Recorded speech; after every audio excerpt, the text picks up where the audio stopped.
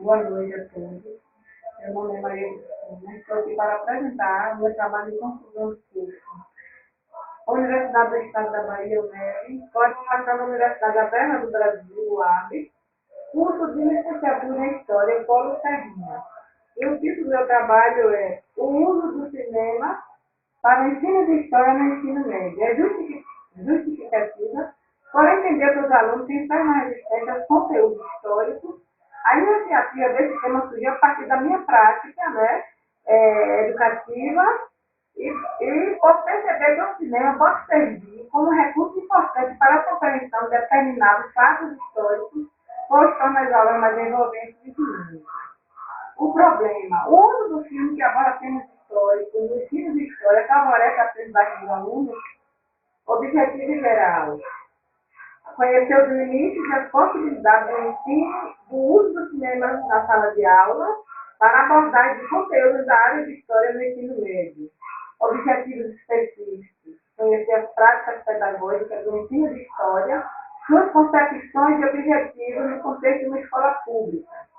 Discutir sobre as possibilidades da utilização do cinema na sala de aula e identificar filmes que abordem temas históricos e possam ser utilizados em aulas do ensino médio para abordagem de conteúdos curriculares da área de história.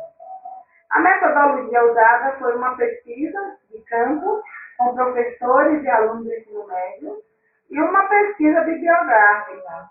E, para sustentar tal discussão, tive como referencial teórico o Fundamento de Bittencourt, 97, 2004, 2009, Fonseca, 2007, 2009, Smith, 2004, dentre outros. A pesquisa foi realizada através do estudo de abordagem quantitativa, de uma pesquisa bibliográfica, sua relação com a aprendizagem dos educandos, bem como na lei que fundamenta a educação e as práticas educativas da referida disciplina. Esse trabalho foi dividido em 3 capítulos. Né? O primeiro capítulo eu fiz uma pequena abordagem sobre a história em si. Né? O segundo fala um pouco sobre o cinema. E o terceiro, alguns filmes que abordam temas históricos. O ensino de história, como nós sabemos, a escola é um espaço de socialização. Né? Ela foi de modo a contribuir para conscientizar o aluno quanto à sua condição de agente social atuante e participativo dentro da sociedade onde está inserido. Os conteúdos de história devem ser trabalhados de forma contextualizada, relacionando o momento atual com o momento histórico. E o professor deve trabalhar estabelecendo sempre esta possível relação do cotidiano do aluno. Já na década de 70, o ensino de história era ainda fortemente influenciado pelo positivismo, concepção que valorizava os personagens tidos como sujeitos da história. A partir de 1807, ano que foi criado o Instituto Geográfico Brasileiro, IFB, veio a instituir a história como uma disciplina acadêmica. A disciplina tinha o objetivo de construir a identidade brasileira. Vale salientar, porém, que o ensino era voltado para atender a formação da elite. Os conteúdos tinham a proposta de uma formação oral baseada no ideal da civilização e sua atuação em fatos políticos. A prática do professor era marcada por aulas expositivas, onde a memorização e repetição dos conteúdos era a principal capacidade exigida dos alunos para o sucesso escolar. E segundo Bittencourt, na prática não prevalecia exatamente a preocupação com a memorização, mas simplesmente com a memorização dos nomes e datas dos grandes heróis e dos principais acontecimentos da história nacional. Ainda nos anos 70, com o processo de democratização do país, a história tem a função de formar cidadãos críticos e atuantes em seu meio social. E houve também, nessa década, uma mudança na metodologia, que ficou conhecida como o método construtivista, onde o aluno ele sai de um mero receptor e passa a ser um aluno mais crítico e formador de opinião. A história, por muito tempo, foi considerada uma disciplina que estudava o passado da humanidade. Era uma disciplina conhecida como conteudista, factual, narradora de fatos do passado da humanidade. E muitas vezes os alunos nem entendiam o porquê. Estudar estudar essas coisas, porque ele também está se mostrar todo vinculado à própria vida do aluno, do seu cotidiano. E desde a inclusão, ao longo do século XIX, o ensino de história nas escolas brasileiras privilegiava as tradições europeias, principalmente as francesas, que estavam vinculadas a ela a história brasileira, e sempre estava em segundo plano. Isso continua até o início do século XX, onde a história do Brasil era passada em conjunto com a história universal, porém ficando sempre em segundo plano. E com o golpe militar de 64, a história e a geografia se fundem e a história do Brasil passa a privilegiar os mitos nacionais, atenta na integração nacional e desenvolvimento econômico. Foi só a partir da década de 80 que os historiadores começam a focar seu olhar para os sujeitos sociais marginalizados e as culturas populares, além do cotidiano dessas pessoas. A prática no ensino médio em história, a lei de diretrizes de base, prevê para o ensino médio um ensino significativo voltado a proporcionar ao indivíduo a capacidade de dominar o modo de pesquisa e aprofundar os conceitos introduzidos nas séries anteriores. Então, porque o aluno, ele no ensino médio, ele já tem que sair já com uma formação mais voltada para o trabalho. O aluno já está nessa idade, já está começando a entrar no trabalho. Então, o ensino tem que estar voltado a atender essa necessidade do aluno. Como já foi citado anteriormente, o ensino de história na atualidade tem como objetivo formar indivíduos democráticos e conscientes do seu papel dentro da sociedade. E para isso é essencial que o professor desenvolva práticas educativas que favoreçam a ele a compreensão do mundo com suas estruturas sociais e históricas. Conhecer e valorizar também as diferentes culturas que existem. Essas diferenças são produtos de uma sociedade multicultural, permeada por diversas realidades socioculturais de uma sociedade organizada, com bases sociais de discriminação e exclusão, onde os poderosos mantiveram no poder, ditando regras e possibilitando a formação de uma sociedade fundada na diversidade e na democracia. Sobre isso, Vasconcelos ressalta que a compreensão dos processos históricos nos aponta para a necessidade de alterar a situação até hoje existente, no sentido de colocar a serviço dos interesses das camadas de um projeto de transformação social. A prática educativa sempre esteve regulada pela história política, e a escola era a representante oficial dos interesses das classes dominantes. Para superar esse problema, o professor deve estar numa busca constante de atualização e formação contínua, aliada a uma análise e reflexão crítica e cotidiana de sua prática pedagógica. Fonseca finaliza que é preciso imaginar a história como uma disciplina fundamentalmente educativa, formativa e emancipadora e libertadora. A história tem como papel central a formação da consciência histórica dos homens, possibilitando a construção de identidades, a elucidação do vivido, a intervenção social e prática individual e coletiva. Ainda sobre o ensino de história, ele tem adquirido grandes mudanças nos últimos anos devido aos avanços tecnológicos e às novas formas de organização social, política e econômica. Por isso, o professor de história enfrenta desafios no sentido de motivar os alunos quanto aos conteúdos de história. E para isso, o professor, enquanto construtor e mediador do ensino de história, deve repensar sua prática e buscar melhorias para sua atuação como educador.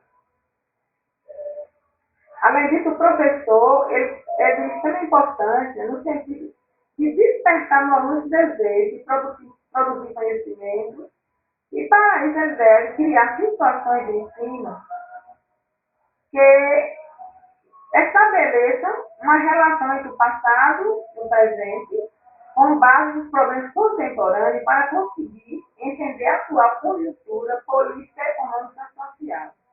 Então, o professor deve estar sempre fazendo com que o aluno perceba essa relação entre o passado e o presente.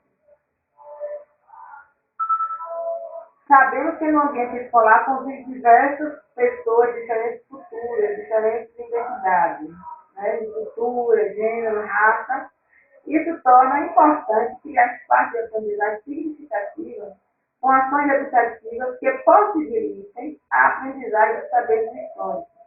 Com esse pensamento, o professor deve incluir em seu planejamento metodologias que se adequem à sociedade atual, globalizada, tomando como base o contexto histórico-cultural e o uso do cinema pode ser uma boa proposta de recursos pedagógicos para contribuir na construção do conhecimento histórico. Então, o professor, hoje, ele deve estar sempre buscando melhorias para o seu ensino, principalmente nesse sentido, ensino médio, aula de história. Então, o professor deve estar sempre procurando inovar para que motive seus alunos. O segundo capítulo vai falar um pouquinho do cinema e a educação escolar. A atração para o cinema desperta da juventude e a fácil acessibilidade do uso do vídeo são alguns dos fatores que contribuem para a utilização de filmes em sala de aula. O historiador francês Max Ferre, em 1992, ele já citava que há bastante tempo ele falava já sobre a importância do cinema para o ensino de história e sobre isso ele finaliza que é possível o filme, né, passar a ser visto não somente como material complementar e ilustrativo de uma pesquisa histórica, mas também pode se tornar um documento importante para o ensino de história.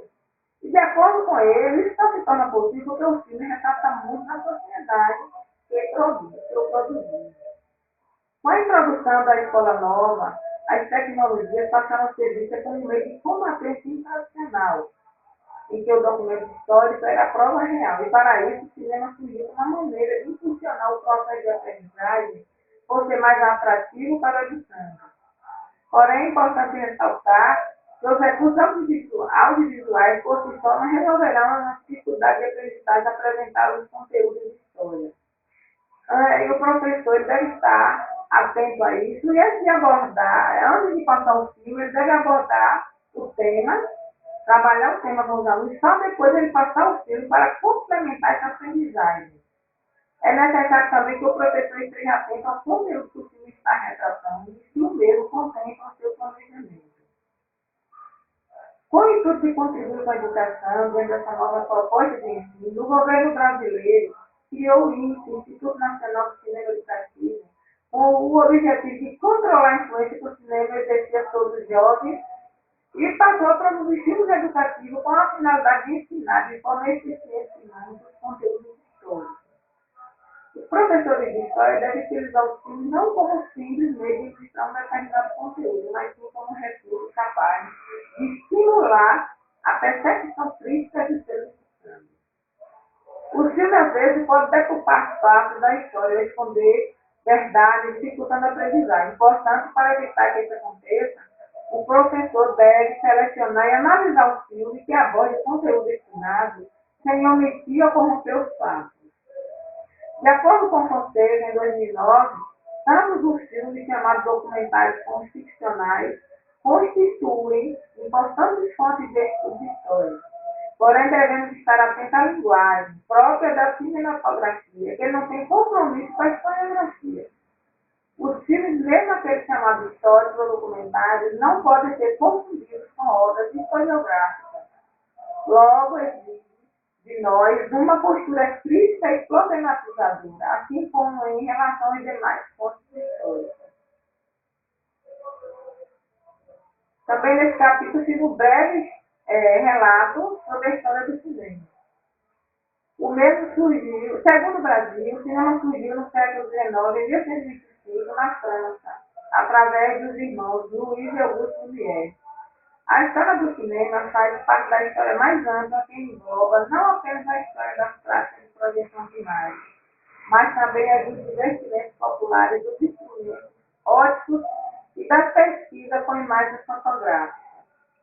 Os filmes são uma continuação da tradição das projeções da lanterna mágica, nas quais, desde o início do século XVIII, um apresentador mostrava ao público imagens coloridas projetadas numa tela, através do foco de luz gerado pela chama da querosene, com acompanhamento de vozes, músicas e efeitos sonoros. No Brasil, a primeira exibição aconteceu em julho de 1896, no Rio de Janeiro. Foi iniciativa do exibidor itinerante belga Henri Palin. A exibição aconteceu à noite numa sala alugada no Jornal Comércio, na Rua do Ouvidor. Foram projetados 8 filmetes de cerca de 1 minuto cada, com interrupções entre eles e retratando apenas cenas pitorescas do cotidiano das cidades da Europa. Porém, para esse episódio, só a elite teve condições de participar, pois os ingressos não eram acessíveis a todos. Um ano depois, já existia no Brasil uma sala fixa de cinema, o Salão das Novidades de Paris, de Pascoal Secreto. Em seus mais de 110 anos de história, teve momentos de grande repercussão internacional, como na época do cinema novo, do crescimento do mercado interno, como no período da Embrafilme, na primeira década do século XXI. A atividade cinematográfica do Brasil envolve pouco mais de 2.000 salas, que vendem uma média de 100 milhões de ingressos anuais, dos quais entre 15% e 20% são para filmes brasileiros. A produção nacional tem mantido uma média de 90 a 100 filmes de longa-metragem por ano, sendo que nem todos conseguem um lançamento comercial. Os primeiros filmes brasileiros foram rodados em 1897 e 1898. Uma vista da Baía de Guanabara teria sido filmada pelo cinegrafista italiano Afonso Secreto em 19 de junho de 1899. No dia 19 de junho é comemorado o Dia do Cinema Brasileiro. E aqui o terceiro capítulo é para uma abordagem dos temas históricos dos filmes e algumas possibilidades pedagógicas. Alguns pontos são importantes, né? Temas históricos abordados no filme na aula de história. Um desses pontos é a época que o filme retrata, pois o mesmo filme pode representar mais tempo do que existe no início. O filme pode representar de forma simultânea o presente e o passado. Portanto, o professor deve estar atento fazendo que seus alunos percebam esse fato. Um outro ponto deve ser analisado em filme histórico é sobre o passado que ele representa. O filme, como outras fontes, tem um novo olhar sobre o acontecimento anterior e, em consequência disso, omite opiniões e análises sobre os fatos. O terceiro ponto é a visão do telespectador, que, mesmo sem perceber, faz associação com seu espaço-tempo, ou seja, ele relaciona a história do filme com o seu cotidiano, fazendo entre a sua realidade e a realidade da tela. Fazendo uma conexão entre a sua realidade e a realidade da tela. Existem alguns procedimentos para a análise de filmes. Vou fazer uma pequena abreviação do caso tempo. O professor deve verificar se é preciso passar o filme na íntegra ou apenas parte selecionada. Um outro ponto é esclarecer que o filme representa um episódio histórico, mas não é a realidade. Discutir sempre com os alunos que o filme é uma fonte de conhecimento e não mero entretenimento. Preparar um roteiro de perguntas como forma de orientação para que os alunos percebam os conflitos, o tema, os personagens. O filme também pode ser utilizado para iniciar a discussão de um assunto ainda não abordado. O professor pode propor uma questão para ser investigada. O aluno deve perceber o contexto histórico a que o filme se refere, o que está mostrando, que fenômenos e fatos são retratados. Porém, é importante que o profissional tenha atitude crítica em relação ao conteúdo do filme, seja ele documentário ou ficção, pois o mesmo não representa a realidade tal como ela acontece. Ela carrega a versão do autor que não tem o compromisso de retratar a história tal como ela ocorreu na realidade. Ou seja, o professor deve sempre estar alertando o aluno para ele fazer uma análise crítica daquilo que ele está vendo e fazer com que ele perceba que o filme nem sempre retrata a realidade do jeito que ela aconteceu, porque ela tem a versão do autor do livro texto, do filme. E aqui sugere algumas sugestões de filmes históricos. Um dos primeiros que eu coloquei foi Germinal, filme dirigido por Claude Denis, do ano de 1993, é um filme épico histórico com drama e romance que passa na França no século XIX, na cidade de Montreux. Ele mostra esse contexto histórico, político, social, cultura da época. O referido filme tem como foco principal a exploração do trabalhador na organização e a desigualdade social, bem como o início dos movimentos grevistas contra os baixos salários e o sistema de escravização e regime dos trabalhadores. É um filme que pode ser trabalhado com conteúdos de as desigualdades sociais, a exploração do trabalho, a revolução industrial, o início das greves operárias, são alguns conteúdos que podem ser trabalhados nesse filme. O outro filme que eu relatei foi o Guerra de Fogo. Guerra de Fogo é um filme que retrata um período da pré-história, onde o homem sapiens, nômade, no período paleolítico, e ele já, o final do filme, ele já retrata nessa transição entre o período paleolítico para o neolítico. Fala também do início do fogo que surgiu, né? Então, um filme bastante interessante para aprender desse conteúdo da pré-história. O outro filme, A História de uma Lenda, é um filme que fala do preconceito e é um filme que se trabalha né, tanto no ensino fundamental como no ensino médio, porque ele trata de racismo e racismo é um conteúdo que pode ser trabalhado desde o início do ensino fundamental até o ensino médio. Bastante interessante também. A Menina que Roubava os Amigos é um outro filme que fala da Segunda Guerra Mundial, do nazismo. É um filme bastante interessante também. E para concluir, né, ao finalizar já estava os trabalhos são complexos, porém motivador, que ele responder a muitos questionamentos levantados durante todo o percurso, tendo a oportunidade de refletir sobre as práticas pedagógicas voltadas para o ensino de história, no contexto do ensino médio, por meio do uso do cinema, que traz um recorte histórico. Ficou claro que, apesar do uso do cinema nas aulas de história como um recurso motivador, o mesmo vem sendo pouco utilizado pelos professores. Além disso, mostrou também que é necessário se fazer uso de novas metodologias e dos professores mais motivados e qualificados, para que desperte no aluno o desejo pelo conhecimento histórico. E para finalizar, os agradecimentos. Agradeço a Deus, em primeiro lugar, por conceder a graça de conseguir realizar mais uma tarefa, a toda a minha família por me apoiar durante todo o percurso do curso, aos tutores, aos presenciais, como os à distância, ao professor Nilson, pelo incentivo de dedicação durante toda essa trajetória, e também a minha irmã, que muito me ajudou, a Analise, por me ter ajudado durante todo o percurso do curso. E a todos, professores, enfim, colegas, agradeço e muito obrigada.